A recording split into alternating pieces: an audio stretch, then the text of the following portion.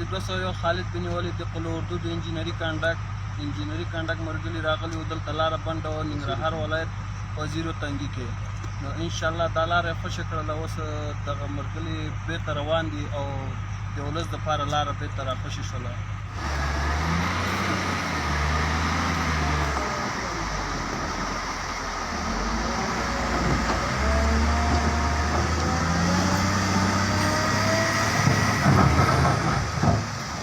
دغه لاره واورو له امله بنده وه، تر څمڅۍ پرې لوډر وکولی شوه چې پاکه کړه، موږ ته ستونزه حل شوه. الحمدلله موږ امارت اسلامي نه ډېر خوشحال یو، غټ کومک یې وکړې او تنه مننه او موږ سره یې د غټ اخلاص وکړې چې بس الله پاک دغه دی، اوس د واورو کې تګ راتګ نه کېدو.